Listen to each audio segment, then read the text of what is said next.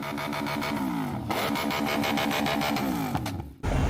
guys, so good morning, good afternoon, and good evening sino ang nanonood dyan. So ngayon, special special review kasi pupunta ako ng Bansalan kasi nakita nyo naman sa title, hydro dip. So ito yung gamit ko na helmet, ito yung papa-hydro dip ko kasi uso to ngayon sa tawag dito, yung Alpine Star na setup, kung alam nyo yung R10 nila. Ayan, so yun, gagawin tong Alpine Star na setup, and then 2 days to sabi ni kuya papa-hydro dip ko, and then 2 days yung process. Shoutout kay Kuya Lord G, yung may-ari ng hydro dip sa Digos sa may Bansalan. Yan yung picture ng Facebook page. So hey guys, so medyo malapit na tayo. Wait, bumababa. Yan, medyo malapit na tayo sa destinasyon. 25 km na lang ata, minuto na lang yan. So update ko kayo kapag andun na. Okay, para makita nyo yung store at tsaka alam nyo kung saan banda. Adios. So guys, nandito na tayo sa bahay ni Kuya Lords. Grabe yung biyahe. Kuya, ano ya? Kung gigamit. Muna yung Kanya ko ipahidro. That's kay Lord. gawa biya ako. Ha? Okay lang. Nakikuan. Naman di siya? Bago di siya? Bago. Fresh pa kayo. Kuha na itong Saturday. Gitanggal na ko ng intercom for mas ka Lord guys. Lord G. Hindi man isip. Trabaho. Yeah. So, ayun guys, dito na part, in-speed drum ko lang. Naka-fast forward lang ng times to para actually dyan nakaano lang tawag dito. Binaklas ng lahat, yung foam, lahat-lahat, tsaka yung iba. And then, pagkatapos nyan, pagbaklas lahat, liha agad ata, nakikita nyo sa video, liha na naman si Kuya. Pagtapos yung baklasin lahat. Gamay, pwede kayo ng GP. Liha, eject. Pwede ba sana? Gasgas ikuan to 40. Ito ni. Mana. Kaning sik tanggalon. Di ka na lang, di ba ang mabili niyo, no? Kanilang. Kani lang. Kanina, no? Na may sik ko ni. Kita ang sik. Kaya naman kanina, yung Kaya tanggalon niya punta niya. actually, ba naman dyan na siya. Sige, kung ibalik, pilit naman eh. Dikit pa. Sige lang. May tanggalon ka ni Gold? May makita kasi. Hindi ni tanggalon. Ano din kay Sisi? Ano kay Sisi? Wala na. Sige na, ilang. Kamu ka? Balik siguro, kuya.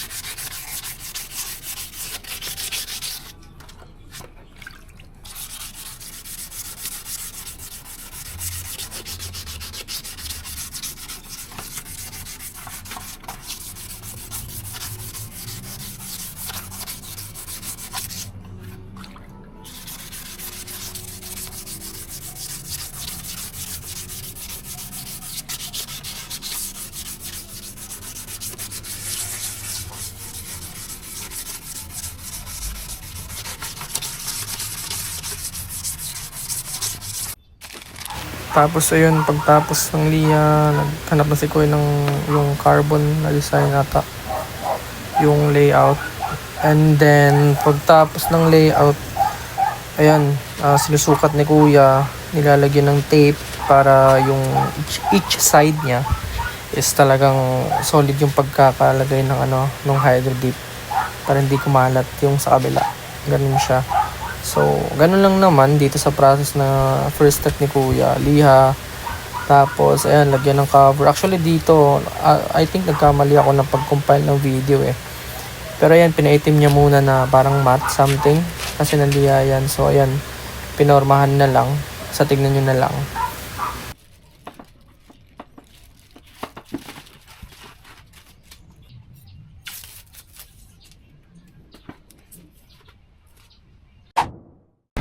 Ayun, matapos ni kuya na parang tipan, ganun. Tapos na yung mga liha, mga ganun. Top coat na naman ata dito eh. So yun yung nagkasop kanina sa video. Yung parang hinulmahan niya ng tape kasi yun yung hydro dip na talaga. So dito na-stop ko yung video. So pagpasensyahan nyo na. Kasi hindi ko na malayan eh. Mahirap ng change pa siya eh. So ayan. Tapos pagkatapos niyan, ibibilad sa araw. Ayun, parang one day ata. Para maganda talaga. Ayan. Binilad ni kuya sa araw. Ayan. And then, pagtapos niyan, hydro dip na. I think, yeah. Tapos, ayun, dito naka-hydro dip na. Ayan, hydro dip na ni kuya yung process dito para makita. Ayan, in-sprayan niya yung parang activator, something. Para sa hydro. So ayan, lulub-lub ni kuya. Diyan lahat. Yan.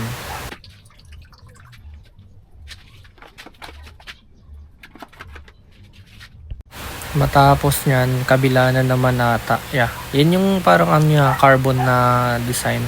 Yan yun. Yung parang hydro dip na papel na pang form. Yan. So, makikita nyo dyan detalye yan.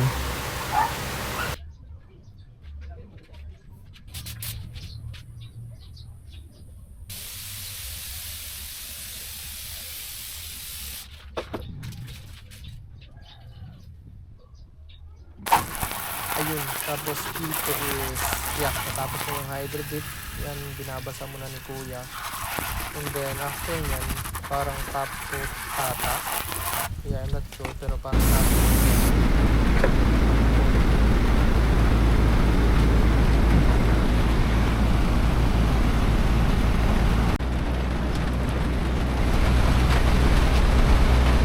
Tapos ayan, andito nakaano na yan, nakaliha na ata.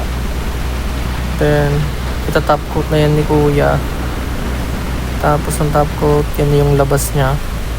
Diba? Sobrang kintab, wala pang alpine. Solid bar. Sobrang ganda. Ewan ko, ibebenta ko pa ba to? Pero yeah, ayan.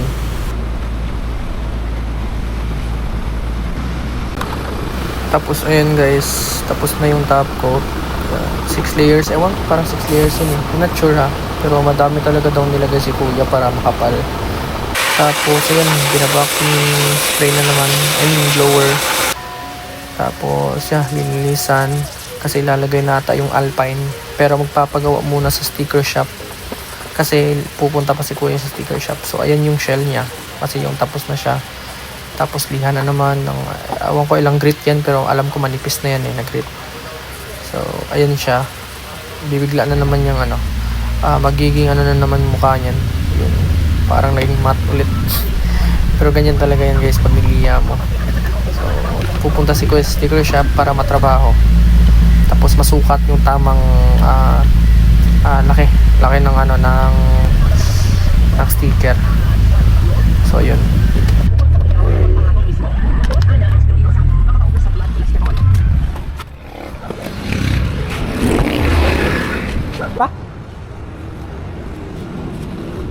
So ayun dito, nakarating na si kuya dun sa sticker shop. So nililayout na yan, ginagawa na yung mga dyan, yung alpine na design niya. So ito yung partner ni kuya sa sticker, sa mga pinapagawa na hydrographics na mga tawag dito, na mga helmet. So ayan yung mga sticker, lahat ng yan measured, tinitignan talaga yan ano yung design niya. Tapos may panukat talaga yan si kuya guys, may panukat talaga yan sila. Hindi basta-basta na lang, lagay ng lagay. So makikita mo talaga na hindi tinipid yung design. Kasi lahat ng yan nakasukat. Tapos yun, sinusuri ni kuya kung ano yung dapat na design, yung tamang pwesto ng Alpine. Tapos ayun, kita nyo naman sa video, sukat yan yung sticker na pinapagawa. Tapos tinitignan kung fit ba siya sa likod, sa harap, sa gilid din. So makikita nyo lahat ng mga pinagagawa ni kuya. Yun o. Kasi yan, piniprint out na yung mga stickers na ilalapag sa helmet. So onti lang naman. So far sa akin, okay naman yung nailagay ni kuya. Kasi lalagyan ko pa ng montage ko. Coming soon. So ayun, hindi na na-video natin ni kuya yung lapat ng sticker, pero ayan yung labas niya. So ayan lahat. And then pinasok kasi parang ita-top coat na ulit. Ayan, top coat ulit. Trabaho ulit. Ilang layers, I don't know. Parang 3, 4. I'm not sure. Pero ayan, pinapaano na siya. Pinapakinis. Diba?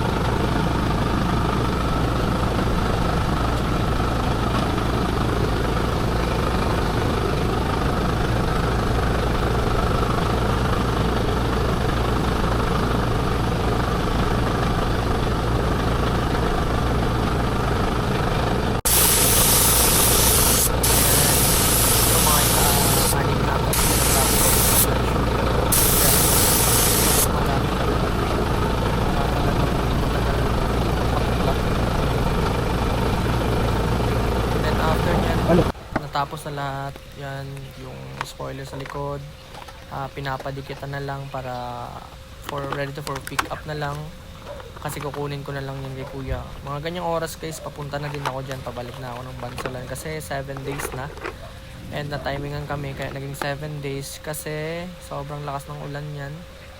So wala kaming choice, magantay kami ng araw para tumuyo talaga yung helmet, yung yung mga pinaglalagay-lagay ni kuya para tumuyo yung yung mga pintura, yung top coat, kasi hindi siya madali. So ayan, yung mga foam binalik na, yung lens, tapos ayan, good to go na yan. Mga ganyang oras, malapit na ako sobrang lapit ko na yan kasi sinasabi ko, kuya, pabalik na ako. So ayun, medyo malapit na ako dyan. Hi dog. Shoutout sa aso. Yan. Binubuo na lang ni kuya lahat para matapos na. So yung inner visor niya guys, hindi ko pinalagay yan yung nasa gilid, yung black na smoke, kasi parang may grado siya para sa akin. Sige lang, maglalagay din ako ng review para sa inner visor niya, kasi talagang ewan ko sa sec face, parang may grado yung inner nila. Yun yung napansin ko, pero so far so good naman siya. Kung sa weight naman, basta maglalagay ako ng review, abangan nyo na lang. Basta for now, yung helmet review lang muna. Ayun.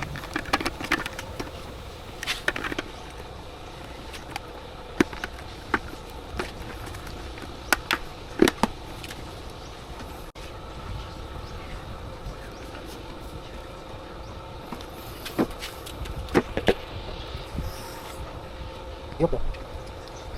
Ito pag-upal ka ni.